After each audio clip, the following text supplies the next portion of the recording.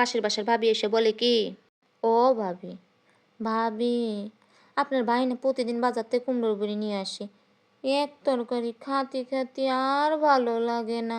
আপনি যদি খান তাহলে বাসার থেকে কয়টা নিয়ে যান। কোন দি, সুযোগে হাত ছাড়া করে কেডা, মাগনা পাইলে সারে কেডা।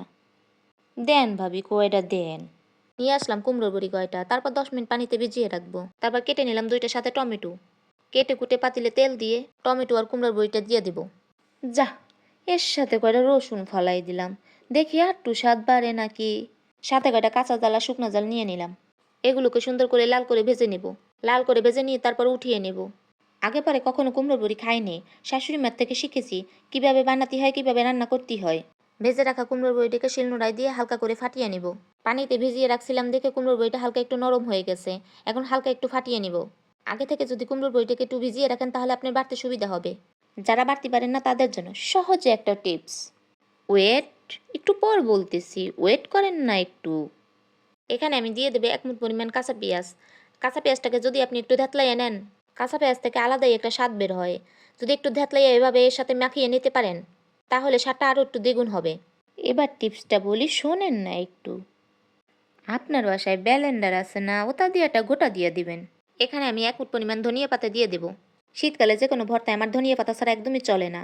ধনিয়া পাতার যে একটা স্বাদ। তারপরে এখানে অ্যাড করে দেবো আর একটু স্বাদের মালিককে। স্বাদের মালিক যদি আমাদের স্বাদ না দেয় তাহলে এই স্বাদটা আসবে করতে। হায় হায়, সরিষার তেলে বোতলে যেয়ে দেখি তেল নেই, কি আর করার, যা আছে তাই ডাইলা দিয়ে দিলাম কাঁচাই কুচাইয়া। তারপরে সবগুলো একসাথে দিয়ে আপনি ভালো করে এটা মাখিয়ে নেবেন। এই যে ভর্তা বানাইছি, এর যে কি যে একটা সুবাস, সারা বাড়ি মৌ মৌ করতেছে।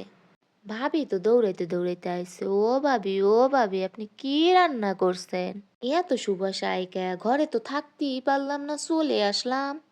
তখন আমি আবার ভাবিরে কইছি কি জানেন, কইছি ভাবি কিছু রান্না করি নাই, কিছু রান্না করি নাই। ভাবি বলতেছে কি, না ভাবি, মোটেও না, মিথ্যা কথা বললেন না, কিছু তো এত সুবাস কেন আসে। সে আমার বাটির ঢাকনা উঠাই দেখে কি কুমড়োর বড়ি দিয়ে ভর্তা বানাইছি।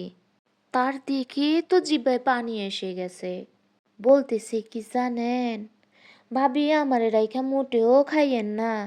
আমি চিন্তা করলাম কি, বেচারি মাগনা দিয়েছে, থাক উটু দিয়ে দি, খাক সে উটু। এই বলে আমি ভর্তাটাকে মাখিয়ে সুন্দরভাবে বাটিতে উঠিয়ে নিলাম। এভাবে আপনারা বাসায় বসে ট্রাই করে দেখতে পারেন। একটা কথা কই শুনেন, পাশের বাসার ভাবিরা জানি মোটেও সুবাস না পায়, তাহলে কিন্তু চলে আসবে। যাই হোক, ভিডিওটি এখানে শেষ করলাম। লাইক কমেন্ট শেয়ার দিয়ে পাশে থাকবেন, ধন্যবাদ।